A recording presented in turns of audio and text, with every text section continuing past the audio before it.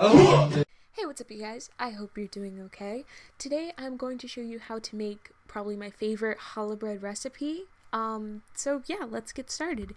In a bowl, we are going to dissolve 1 packet of yeast in a bowl, obviously, that is filled up with 1 3/4 cup of warm water.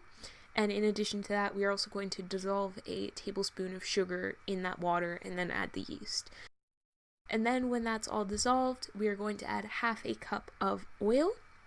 We're going to whisk that in as best as you can. Obviously, it's going to not combine all the way because it's water and oil. That's just not working. Anyways, when you get that all mixed in, we're going to add 1 egg at a time and beat it in, slowly incorporate them, and as I said, like 1 egg at a time. So the mixture should turn I don't know how to describe the yellow without using, like, I don't know. It should turn it like a gross yellow because, you know, that's egg yolk, obviously. So then into our yeast egg mixture, we are going to add 1/2 cup of granulated sugar, and we're going to whisk that up. And then in addition to the granulated sugar, we're going to add 1 tablespoon of salt and whisk that up really fast. This is what it looks like. It's, as I said, it's not the most pleasing color, but that's what we want. When we have everything combined, we are going to slowly start to incorporate 8 cups of all-purpose flour.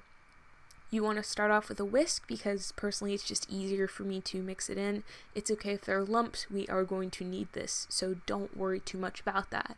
You just want to slowly do it. I maybe did 1/4 to 1/2 cup every now and then of flour when I thought it was necessary. About halfway or 1/4 way through, you're going to have to switch to a spatula. That's completely fine. If you want to start off with that, that's also cool. When it gets to this point where it's basically like a very sticky, I guess, maybe biscuit dough, you're going to want to just pile on a bunch of flour on top and clear off your spatula. Then you're going to want to clear off and wipe down any counter space, dump the rest of your flour onto the countertop, and then dump your dough on there.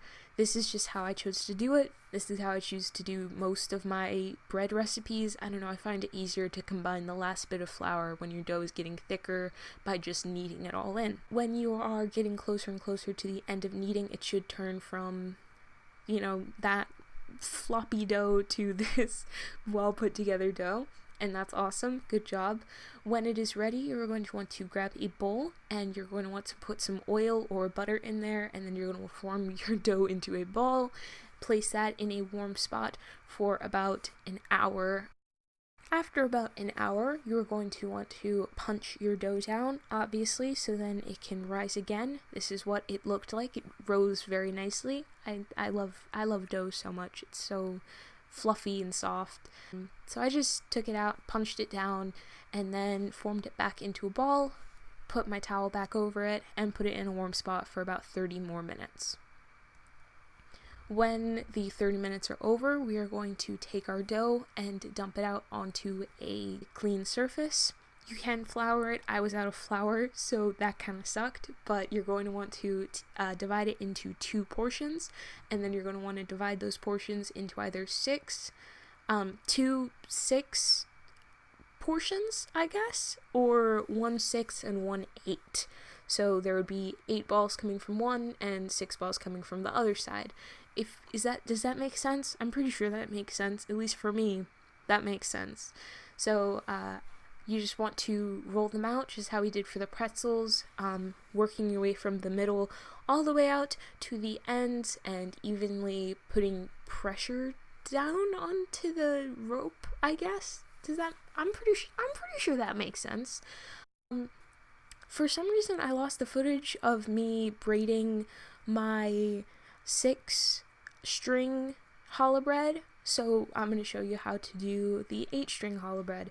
You're going to want to roll out all of your dough balls, and they should be about the same length. If you can't get them all to the exact length, that's completely valid. Dough stretches, don't worry about it. How I like to start off my braid is I like to basically separate all the I don't know, strings. So then there's a nice even big space in the middle. And then how to best explain it is basically each string is fighting to get to the middle. Every string on the outside is always trying to get back on the inside.